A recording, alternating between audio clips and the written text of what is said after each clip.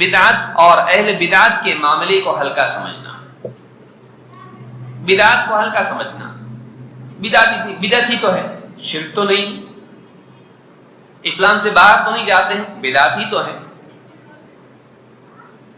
اس طرح سے بدعت کے معاملے کو ہلکا سمجھنا یا اہل بدعت کے معاملے کو ہلکا سمجھنا. کیا ہوا؟ وہ بدعتی ہی تو ہے، اور اس کی تعریف کرنا، اس کا وقار اور احترام کرنا، توقیر کرنا اور اس سے علم حاصل کرنا. کیا ہوا؟ ایک معاملے میں اس سے غلطی ہوئی تو کیا ہوا؟ بدعتی ہے تو کیا ہوا؟ فلاں بات اس کی بہت اچھی لگتی ہے. تزکیہ نفس میں بڑا زبردست ہے. ٹھیک ہے، گمراہ ہے، بدعتی ہے، لیکن اس کی بات سے دل نرم ہوتا ہے، تو اس کی تعظیم کرنا، اس کی تشہیر کرنا، اس کو لوگوں میں عام کرنا، لوگوں کو اس کی طرف مائل کرنا، خود مائل ہونا اور اپنے ساتھ دوسروں کو مائل کرنا نہیں. سلف کا یہ منہج نہیں ہے. بدعت کا معاملہ بڑا سنگین ہے، اور بدعتی واقعی قابل احترام نہیں ہے. جو بدعت اتنی بھیانک ہو، اس کا داعی لوگوں کے سامنے اس کو عام کرنے والا، اس کی ترویج کرنے والا، اس کا احترام اہل سنہ کریں، ٹھیک نہیں ہے. احسان الگ ہے، ترحم الگ ہے، لیکن اکرام ایک الگ چیز ہے. اکرام الگ چیز ہے. شیخ محمد بن عمر بازمول حفظہ اللہ کہتے ہیں، لیس من منہج السلف تہوین امر البدعۃ وامر صاحبها. سلف کا یہ منہج نہیں ہے کہ بدعت اور بدعتی کے معاملے کی سنگینی کو ہلکا سمجھا جائے. بدعت اور بدعتی کے معاملے کی سنگینی کو ہلکا سمجھنا یا ہلکا بنا کر پیش کرنا سلف کا منہج نہیں ہے. یہ ایک بہت اہم چیز جس کو یاد رکھنا ضروری ہے. سب سے پہلے دیکھتے ہیں بدعت کا معاملہ کتنا ہلکا ہے. ہلکا ہے یا سنگین ہے؟ نبی اکرم صلی اللہ علیہ وسلم فرماتے ہیں، کل بدعت ضلالہ وکل ضلالۃ فی النار.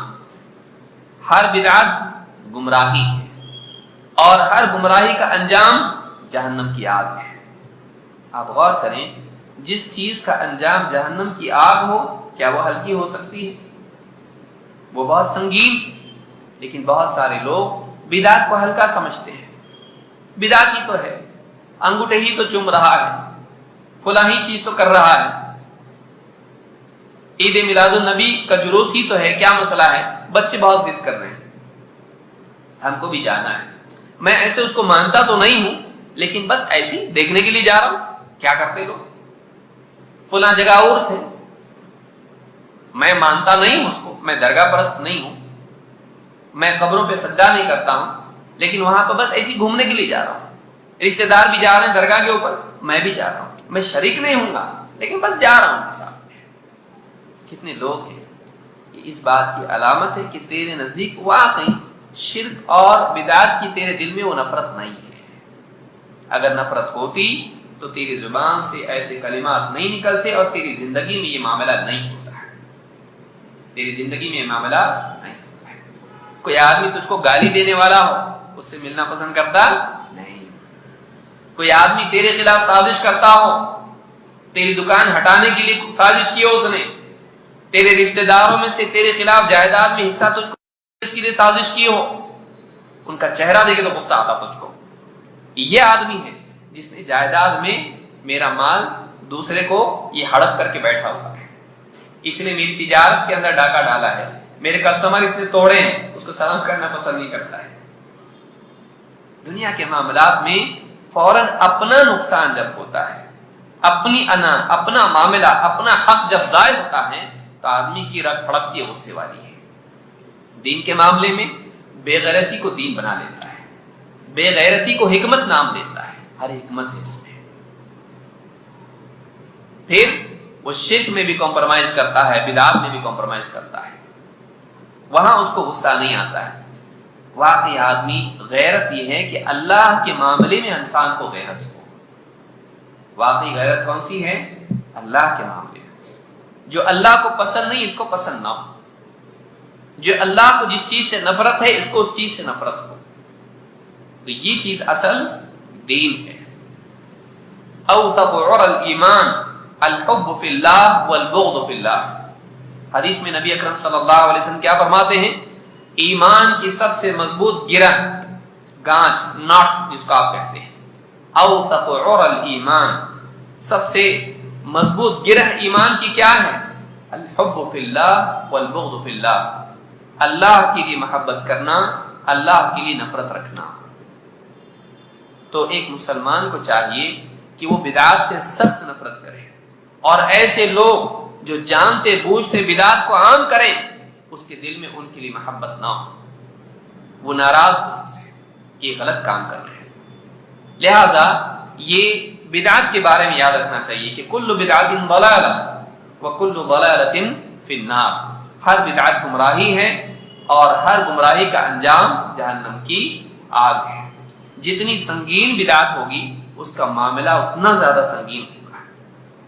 کبھی بدعت عقیدے والی ہو جاتی ہے، جیسے جہمیہ جنہوں نے اللہ کی صفات کا انکار کیا، یا قدریہ جنہوں نے تقدیر ہی کا انکار کر دیا، یا معتزلہ جنہوں نے خلق قرآن کا مسئلہ یا اللہ کے دیدار کا انکار کر دیا، یا اسی طرح سے دوسرے بدعتی فرقے ہیں جنہوں نے عقیدے کے معاملات میں بدعت کھڑی. اس کا معاملہ زیادہ سنگین ہے. پھر وہ لوگ ہیں جو عبادات کے معاملات میں جنہوں نے بدعتیں کھڑی. تو بدعت گھڑنے والا، اس سے الفت رکھنا، محبت رکھنا، اس کی تعظیم و توقیر کرنا اللہ کو پسند نہیں ہے. اللہ کو پسند نہیں. یہ دینی غیرت کا مقام ہے، آدمی کو اس میں غیرت اپنانا چاہیے. یہ سنن النسائی کی روایت ہے جس میں اللہ کے نبی صلی اللہ علیہ وسلم فرماتے ہیں کہ ہر بدعت گمراہی ہے اور ہر گمراہی کا انجام جہنم کی آگ ہے. ابن عمر رضی اللہ تعالیٰ فرماتے ہیں کل بدعت ضلالہ وان رآہ الناس حسنہ، ہر بدعت گمراہی ہے چاہے وہ لوگوں کو بھلائی کیوں دکھائی نہ دے، چاہے لوگ اس کو بھلائی سمجھتے ہوں. لوگوں کی کسی چیز کو اچھا سمجھنے سے وہ اچھی نہیں ہو جاتی. آپ کا بچہ اسکول میں جاتا ہے، سارے بچے برتھ ڈے مناتے ہیں، آپ کے بچہ آ کے رونے لگ گیا ہے. آپ مانتے ہیں کہ برتھ ڈے نہیں منانا چاہیے، لیکن بچے کا دل نہیں توڑنا چاہیے، اور ٹیچر کا قانون نہیں توڑنا چاہیے. تو اپنے بچے کو آپ نے کیا کیا؟ کیک بنا کے دے دیا، happy birthday to you Guddu. بہت بڑا معاملہ نہیں، ہو سکتا ہے یہ آپ کو جہنم میں لے جائے، ہو سکتا ہے یہ کیک آپ کو جہنم میں لے جائے. کیوں ایسا کیوں ہوا؟ آپ نے اس کو ہلکا سمجھا، آپ نے اس کو ہلکا سمجھا. اس کے اندر مشابہت ہے دوسری قوموں کی. یہ ہمارا طریقہ نہیں. آپ ایک طرف نبی صلی اللہ علیہ وسلم کی میلاد منانے کو غلط کہیں اور آپ اپنے بچے کی میلاد منائیں کہ میلاد نہیں ہے. میلاد کیا ہے؟ سالانہ اس کا برتھ ڈے منانا. تو وہاں تو آپ بڑے توحید والے بن گئے، وہاں بڑے آپ سنت والے بن گئے، غیرت مند ہو گئے. آپ نے کفر کے بھی فتوے داغ دیے دوسروں کے اوپر. لیکن آپ اپنی زندگی میں جب معاملہ آیا وہی کام آپ نے اپنی زندگی میں کیا. پھر آپ کرسمس بھی مناؤ، پھر کرسمس بھی مناؤ. پھر کیوں؟ عیسیٰ علیہ السلام ہمارے نبی نہیں ہیں کیا؟ ان کو تو آپ غلط بولتے ہو کہ عیسیٰ علیہ السلام کا برتھ ڈے منا رہے، وہ غلط ہے. تو آپ نبی کا منا رہے اور آپ اپنی اولاد کا منا رہے. تو یہ ساری چیزیں اسلام میں نہیں ہیں. کیوں آیا زندگی میں؟ ہلکا سمجھا اس کو. آدمی کا گناہ کو گناہ سمجھنا یہ بہت ضروری، غلط کو غلط سمجھنا بہت ضروری. نبی اکرم صلی اللہ علیہ وسلم کے پیدائش کا دن منانا اسلام کا طریقہ نہیں ہے. آپ سے محبت آدمی کرے، آپ کی تعظیم و توقیر کرے، آپ پر درود پڑھے. کوئی دن ایسا نہیں جائے جس میں نبی اکرم صلی اللہ علیہ وسلم پر وہ نماز کے علاوہ، اذان کے بعد کے علاوہ وہ درود نہ پڑھے. کوئی دن ایسا نہیں جانا چاہیے. آپ صلی اللہ علیہ وسلم کے لیے دعا کریں، آپ کا احسان مانے، آپ کو نعمت مانے. کوئی دن ایسا نہیں جائے. لیکن یہ کیا کہ سال میں ایک مرتبہ آدمی دن طے کر کے آپ کی پیدائش منائیں اور مشرکین اور کفار کا طریقہ اس میں اپنائیں. یہ مسلمانوں کا طریقہ نہیں ہے. اور اس کو ہلکا سمجھنا یہ اس سے برا ہے. برائی کو ہلکا سمجھنا بڑی برائی ہے. کیوں؟ اس لیے کہ توبہ کی توفیق چھن جاتی ہے، جیسا کہ آگے آئے گا. تو اعتقاد اہل سنہ والجماعہ میں امام اللالکائی نے اس کو ذکر کیا ہے. امام ابو عمر ابن عبد البر رحمہ اللہ فرماتے ہیں اپنی کتاب، امام نووی نے شرح مسلم میں ان کا قول ذکر کیا ہے. ابن عبد البر بڑے علماء میں سے ہیں. ان کی کتابیں ہیں، التمہید ہے، الاستذکار ہے، اور بھی کتابیں ان کی ہیں۔ کہتے ہیں کل من احدث فی الدین، ہر وہ آدمی جس نے دین میں بدعت ایجاد کی، بدعت گھڑی، فہو من المطرودین عن الحوض، یہ ان لوگوں میں سے ہے جسے حوض کوثر سے دھتکارا جائے گا۔ کالخوارج والروافض وسائر اصحاب الاہواء، جیسے کہ خوارج ہیں حضرت علی کے مخالف، روافض حضرت علی کے نام پر صحابہ کے مخالف، یہ کیا ہیں؟ یہ شروعات کی بدعتی فرقے ہیں۔ کہا کہ جیسے خوارج ہوتے ہیں یا روافض ہیں، وسائر اصحاب الاہواء، اور سارے بدعتی، کیا ہوگا ان کے بارے میں؟ کہتے ہیں فَهُوَ مِنَ الْمَطْرُودِينَ عَنِ الْحَوْضِ، یہ ان لوگوں میں سے ہیں جنہیں حوض کوثر سے نبی اکرم صلی اللہ علیہ وسلم خود دھتکاریں گے۔ سحقا سحقا لمن بدل بعدی، سحقا سحقا لمن غیر بعدی، دوری ہو اس کے لیے جس نے میرے بعد دین میں تبدیلیاں کی۔ اللہ کا دین مقدس ہے، اللہ کا دین محفوظ رکھنے کی چیز ہے۔ کوئی آدمی اپنی طرف سے دین میں بگاڑ پیدا کرتا ہے، کوئی آدمی اپنی طرف سے دین بدلتا ہے، ایسا آدمی اللہ کے نزدیک مبغوض ہے، اللہ اس کو پسند نہیں کرتا ہے۔ وہ رسول اکرم صلی اللہ علیہ وسلم کے نزدیک لعنت کا حقدار ہے، جس سے اللہ نفرت کرے، رسول نفرت کرے، اور رسول اس کو دھتکارے قیامت کے دن، فرشتے اس کو آنے نہیں دے نبی صلی اللہ علیہ وسلم تک۔ ایسے آدمی کا اکرام کرنے والا، اس کو قریب کرنے والا، ایسا آدمی اہل سنت نہیں ہے۔ نبی اکرم صلی اللہ علیہ وسلم فرماتے ہیں ان اللہ احتجب، اور ایک روایت میں ہے احتجب التوبۃ علی کل صاحب بدعہ۔ امام الطبرانی نے الاوسط میں اس کو روایت کیا ہے، اور دوسرے محدثین نے بھی۔ کیا حدیث ہے؟ اللہ تعالیٰ نے بدعتی اور توبہ کے درمیان پردہ ڈال دیا ہے۔ بدعتی کے اور توبہ کے درمیان کیا ہے؟ پردہ ہے، آڑ ہے۔ کیوں؟ اس لیے کہ وہ اپنی بدعت کو نیکی سمجھ کے کرتا ہے۔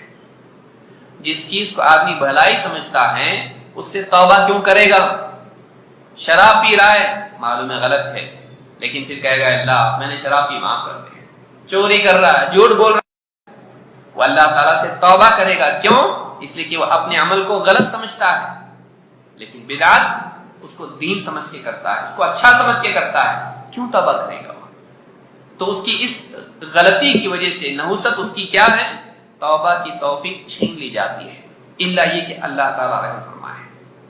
ورنہ بدعت کا عام قاعدہ یہ ہے کہ بدعت میں واقع ہونے والا انسان، بدعتی کو توبہ کی توفیق نہیں ملتی، خصوصاً اس آدمی کو جو آدمی بدعت کا داعی ہے، جس چیز سے مشہور ہوتا اس چیز کو چھوڑتا،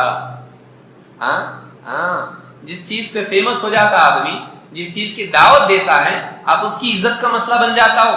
میں اپنی گاڑی پیچھے نہیں لے سکتا ہے، ساری دنیا میں نے بولا لوگوں کو یہ صحیح ہے، اب واپس پیچھے کیسے جاؤں؟ لوگ کیا کہیں گے؟ ہم سب کو غلط بات بتایا تو میرے لائک کم ہو جائیں گے، لوگ میرے فین میرے کم ہو جائیں گے، لوگ مجھ سے دور ہوں گے، لوگوں کی نگاہ میں میرا اعتماد ختم ہو جائے گا۔ تو صاحب بدعت اکثر اوقات اپنی بدعت کی غلطی ظاہر ہونے کے بعد بھی توبہ نہیں کر پاتا ہے۔ کیوں؟